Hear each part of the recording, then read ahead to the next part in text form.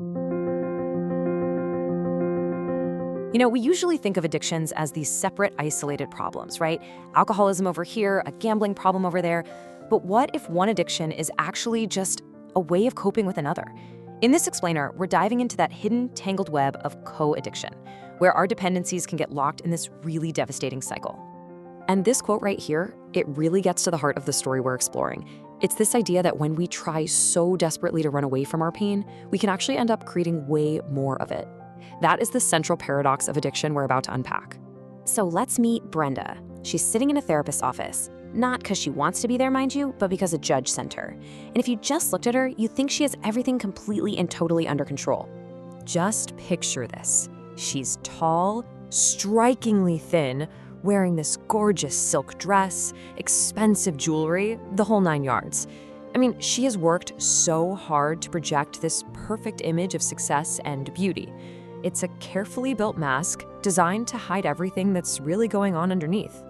But if you look a little closer, you start to see the cracks in that perfect mask, the nonstop tension in her face, the tightly pursed lips, the way her hair is so brittle.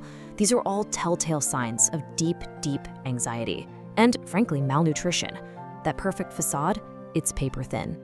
So when her therapist asks her about the shoplifting arrest that landed her there, Brenda just brushes it off. It was an oversight, she says. See, she's desperately clinging to this idea that nothing is fundamentally wrong, because if she admits there's a problem, well, then it becomes real. Denial isn't just a reaction. It's become her main shield against the world. Okay, so to really get what's going on with Brenda, we've got to peel back those layers and take a look at the secret sickness that's been driving her for years. So where does all this come from? Well, you have to look at the family she grew up in. Her dad was an alcoholic who cheated openly. Her mom was a compulsive eater. And the unspoken rule of the house, the one that governed everything, was basically, if we don't talk about it, it doesn't exist. What does that teach a kid? It teaches you that the only way to deal with pain is to act like it isn't there. And that's a lesson she took to heart. So naturally, her relationship with food became her main way to cope with all of this. It started around 15 as her body started to change. By 18, she was 240 pounds and just felt miserable. Then in college, she made a discovery. She could binge and then purge. And that was the start of a terrible, decades-long cycle of bulimia and anorexia that would come to control her whole life.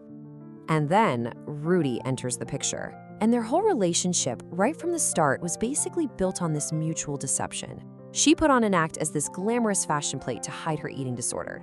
He played the part of a reformed choir boy to hide his shady, criminal side. They weren't really falling in love with each other. They were falling in love with the idea of each other, with the characters they were both playing so well. So you take this marriage of deception, and what you get is the perfect storm for something called a co-addiction. Let's break down how this vicious cycle actually works. Okay, so here's the deal. You have relationship addiction on one side and substance addiction, in Brenda's case, food, on the other. And they get tangled up together. She uses one to escape the pain that's caused by the other, which, of course, just makes the first problem even worse. It becomes this feedback loop that is just so hard to get out of. Let's walk through what that cycle actually looks like, step by step. First, the stress from her toxic relationship with Rudy gets more and more intense. So, second, she uses her eating disorder to numb all those awful feelings. But then, third, the guilt and shame from her addiction make her feel worthless and even more needy, which leads to the final step. She clings even tighter to that unhealthy relationship, desperate for validation. And round it goes. And you see what happened here? They became the perfect enablers for each other. Brenda could tell herself, well, of course I have an eating disorder. Look at how badly he treats me.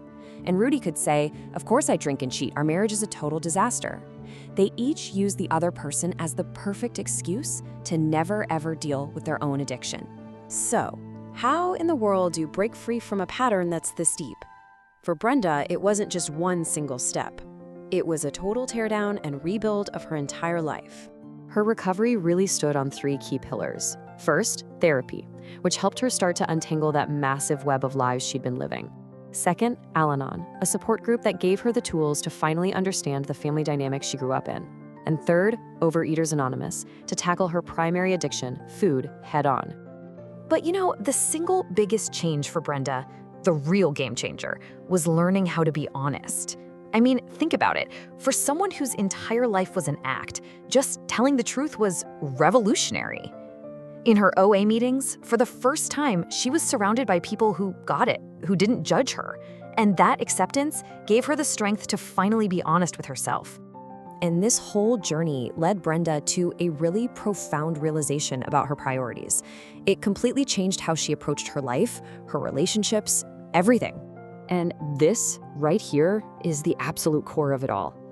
Brenda finally learned that she couldn't fix anybody else, and she couldn't find her own self-worth in someone else's approval.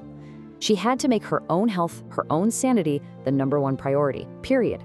Because if she didn't, she had nothing real left to give anyone anyway. So it all comes full circle right back to that quote we started with. The problem was never the pain itself, it was the running. The real work of recovery was to finally stop running, turn around, and face all those feelings, the emptiness, the fear, the loneliness that she'd spent her entire life trying to escape. Brenda's story really leaves us with a big question to think about, for all of us. We all have our ways of coping, right? Our own solutions for dealing with pain. But what happens when those solutions become our biggest problems? And where do we find the courage to finally stop escaping and just face ourselves?